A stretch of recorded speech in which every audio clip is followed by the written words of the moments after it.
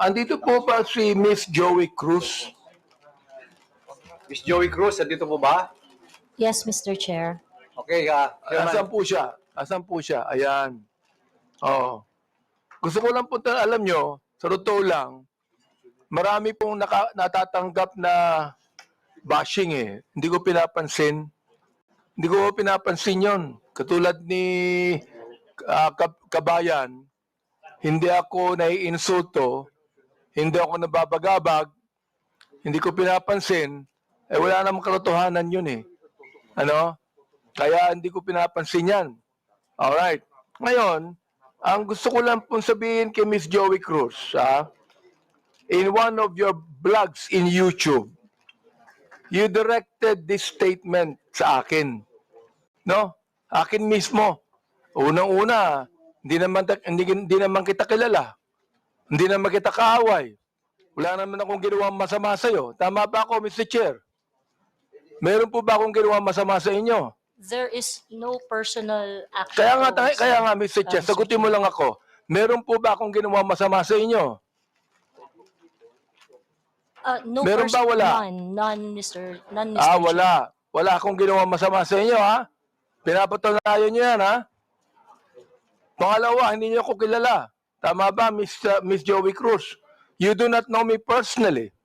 Correct, Mr. Chair. And Mr. Chair, I do not even know Miss Joey Cruz personally. Am I right?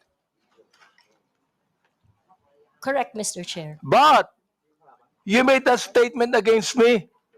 O ito, babasahin ko ha. O, ang sabi mo, ganito, kung Abante, paswelduhan ka ng taxpayer, gago. Tinawag mo akong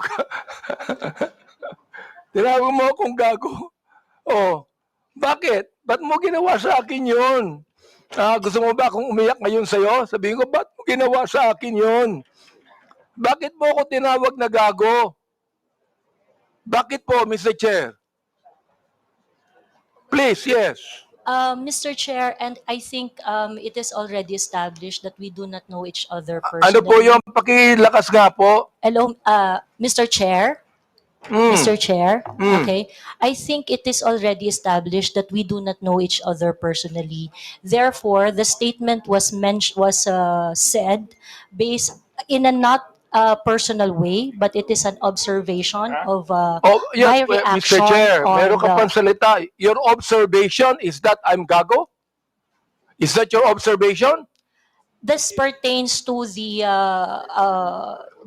public function as I perceive it, Mr. Chair. No, you're public what? Public action, Public Mr. Chair. action. So you mean that is the public that is actually telling me that I'm gago? No, Or Mr. is it Chair, you? the statement Let me came ask from you, me. Mr. Chair, is it you? Yes, Mr. Chair. So you were the one that said that, right? Correct, Mr. Chair. Ayun. Pero hindi mo ko kilala. Wala akong ginawa masama sa'yo. Yes, Mr. Chair. It What is your already right to established. tell me that I'm gago? Because I am a citizen of What the is Philippines. your right to tell me I'm gago? That is part of my freedom of speech, Mr. Oh, Chair. is that right? Yes, Mr. Chair. So your freedom of speech is to tell a person that he is gago? Freedom of speech ba yan? My freedom of speech, part of my freedom Ang of galing speech is mo. to react Ang on the galing mo. action of Ito a public pa, sinabi official. mo ha, in another post, ito sirahin mo. Pero alam mo, kaya tayo nagmi-meeting dito, para mini-mention ko ito, no? Pero sa totoo lang, hindi ko pinansin yan, matagal na yan eh. Di ba? Hindi ko pinansin yan. Ito ha, ang sabi mo, you know, Kong Benny Abante, I can find all of this. Isasampal ko ito sa pagmumukha mo. Is that still freedom of speech? Mr. Chair, I am not very familiar. Yes on or that no, post. Mr. Chair? Is that still, you think, freedom of speech? When you said, isasampal ko ito sa pagmumukha mo. Mr. Is Chair, that freedom of speech? yes, Mr. Chair. Ganon. Oo. So, ibig sabihin, ganito. If I tell you right now, sasampalin kita, freedom of speech yan. That's part of your freedom, Mr. Chair. Pag sinampal kita, hindi na freedom of speech yan. Of course, sir, it's overt Ay, hindi action na. already. Yes, Hindi sir. na, no? Yes, sir. Oo, ang galing. Mahusay ito. Oo, magaling ka. Oo. Ang sabi mo, I'm going to be Hindi ko masabi to, Mr. Chair. F-U-C-K-E-D. Prepared. Binanggit mo yon.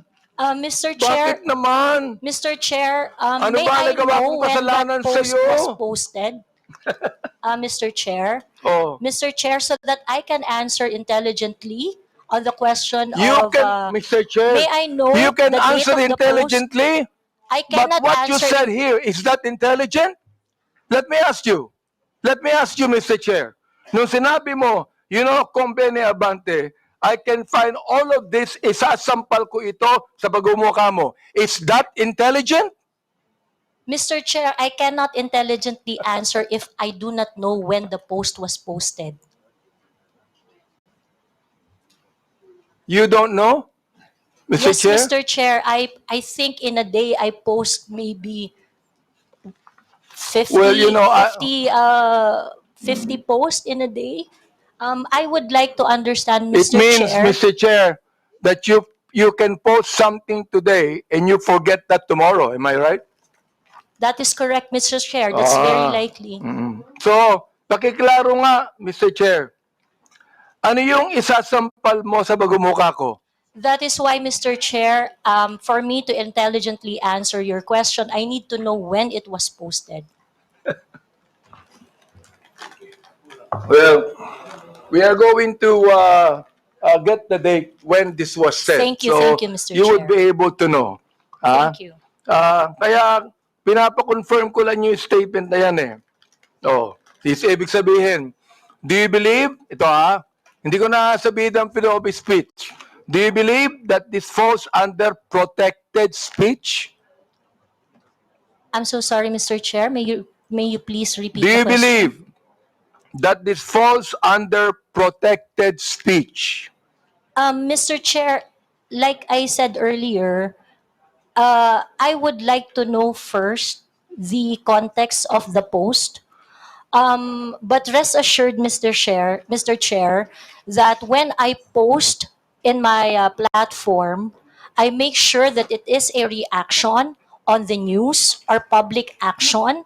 As a political observer, I always As practice. Miss Cruz, is this a political statement? You were saying a political observer. Is this a political statement? Do you believe that using profanities, insults, and malicious accusations online represent fair and respectful, intelligent discourse? Except as part of your statement, Mr. Chair, the malicious imputation you said, except that, the rest that you said, yes, it is part of the healthy public discourse. It is part of what, Mr. Chair? Healthy public discourse. Therefore, pag binanggit natin using profanities, insults, and malicious accusations, that is, anong tawag mo doon?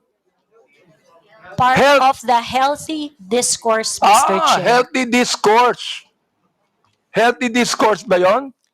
Yung Yes, Mr. profanities, Chair. Yes, Mr. Chair. insults, and malicious statements, healthy discourse sa'yo yun. Yes, Mr. And that's Chair. the reason why, Mr. Chair, that we should now actually craft a legislation to put a stop to Miss Joey Cruz, who seemed to be intelligent, and a woman using profanities, malicious insults, saying it is healthy. Yes, Mr. Chair, I stand by my statement.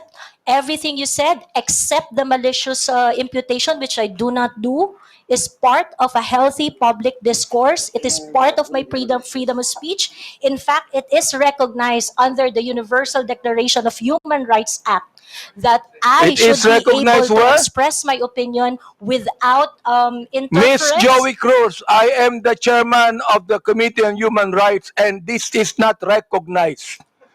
profanities, insults, and malicious words are violation of human rights. You violated my human rights.